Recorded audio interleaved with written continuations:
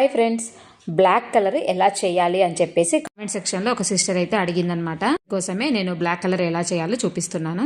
ఇసుక కానీ ముగ్గు పిండి కానీ లేదంటే బియ్యం పిండి కానీ తీసుకోవచ్చు. ఇసుకలో లేదంటే బియ్యం పిండిలో మనం పిల్లలు డ్రాయింగ్కి ఉపయోగించే బ్లాక్ పెయింట్ ఉంటుంది కదా, ఆ బ్లాక్ పెయింట్ని కొద్దిగా వేసేసుకొని చక్కగా ఇలా స్పూన్తో అంతా కలుపుకోవాలన్నమాట. ముందే మనము స్పూన్తో కలిపేసినట్లయితే చేతులకి పెద్దగా అంటుకోదు.